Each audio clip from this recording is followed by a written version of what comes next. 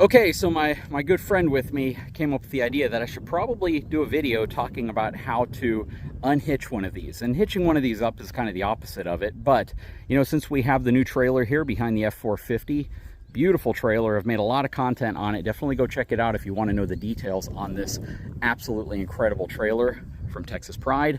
I'm going to walk you through all of this. I'm going to show you what's going on, and I'm going to show you exactly the process that I go through to unhitch. Now, the one thing that I'm not going to do is chalk the tires. The reason why is because I'm on soft sand, essentially. This is sandy loam.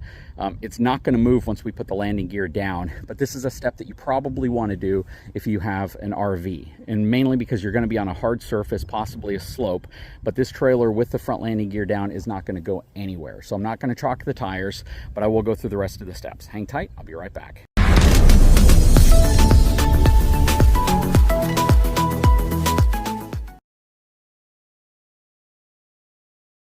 Okay, so I have my good friend here helping me do this. First thing I'm gonna do is I can drop the tailgate from the tailgate or from the remote. So I'm gonna open it with the remote. This is a power down tailgate on this truck, so it drops a little slower than most soft opening tailgates. So when I get up here, the first thing I like to do is go ahead and get my coupler, my chains, and everything kind of taken off. It's on a ball, so it's not going to slide forward. It's not going to roll anywhere. So I'm going to go ahead and get the back of the truck and get everything disconnected. So the first thing, I'm going to go ahead and disconnect my breakaway cable here. And typically I'll have it connected to an extra Goosebuck mount, but I didn't have the extra Goosebuck mount with me. And when I mean that, these little chain mounts right here, I had it going into this one. You usually want it on its own connection, separate from the rest of the connections you have, just in case for some reason this hitch fails or you have some type of a problem with these chain holes. You don't have to worry about anything else coming loose. Next, I'm going to disconnect this chain first. And then that chain right here. And then on the inside of this trailer, I actually have some hooks that I can hook the chains around. So I'm going to do that.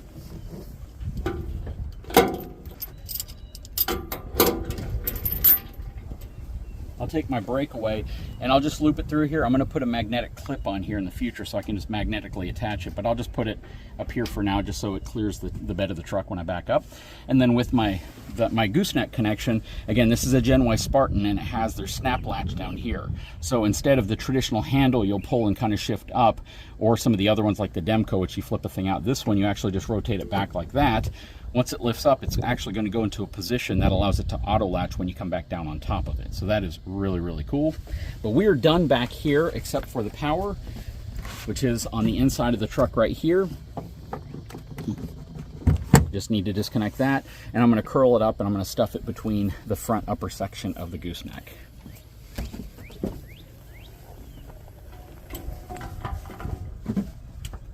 All right, so I have it right under here. Okay, next I'm going to open up my toolbox, and then I'm going to grab my remote out of here. There's about 25 feet worth of slack if I want to do it from further away, but I really don't need to. Got my remote. Again, this is hydraulic landing gear, so I don't need to worry about grabbing a latch and trying to spin the landing gear down. In this case, all I'm going to do is press the up button, and it's going to lower the landing gear.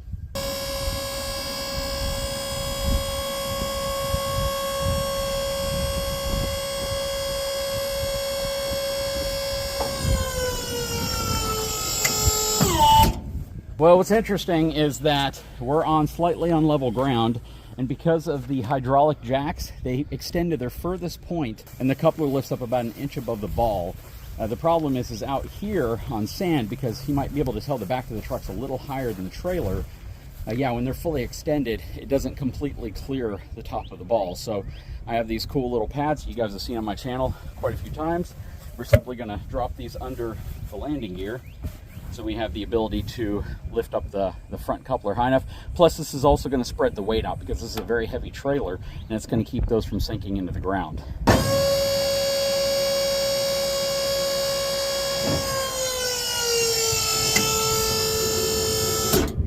Okay, plenty of clearance now.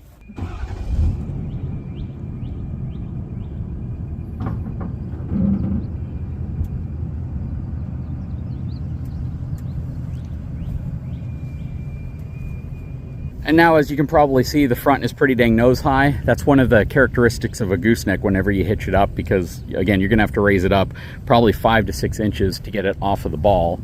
And then we're just gonna go right here. I'm gonna lower it back down. Again, love the hydraulic landing gear. This is something that would be vastly more difficult if you had to do it manually. But a lot of trailers are manual. My dump trailer is manual, so this is definitely something I'm used to doing. But there we go.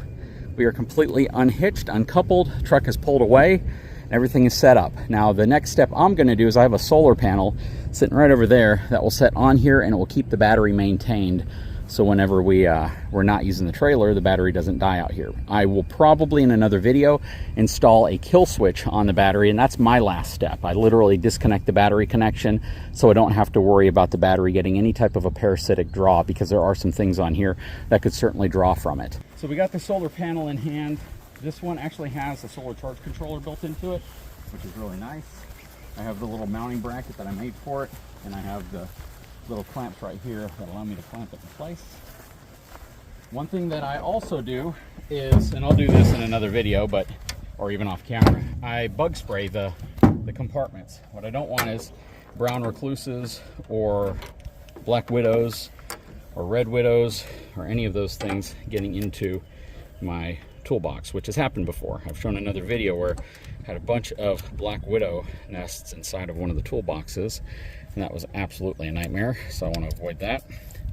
And these plugs should just snap in like that. And then this has an on-off switch on it, which is really cool. And then we'll just connect this to the battery inside of the battery box. Cool thing about this is they use the screw-on terminals, and it gives you your two little clamp-on terminals available. And I'm simply going to put red on red, black on black. So I'll start with red, otherwise I don't want to get a spark. And then black, turn it on, and then everything should be good now. So now we are solar charging this battery, and I'm going to run this around the side because I don't want it to be in any type of a pinch point where this cable is actually going to get damaged. So I'll just have it right here. And I'll have that drop over it like that. So we're good to go. I can always plug it into a wall right here with the 110 outlet and charge it with a regular AC plug. But this is the preferred route simply because I can keep it anywhere I want. I don't have to pull extra power off of my shop because this is free power. So yeah, we are set up for solar charging now, which is really, really nice. I may kind of try to figure out how to permanently mount a solar panel on here. I kind of like the portable ones. It gives me some flexibility, and whenever one goes out or if I have a problem with it, I can always replace it really easily. That said, I will throw a link in the description of this video to the folks over at Texas Pride if you're interested in a trailer like this, or a dump trailer, or a utility trailer, or a roll-off trailer, or a lowboy, or a car hauler, just about anything except enclosed. They don't have enclosed trailers, which they did, but they don't.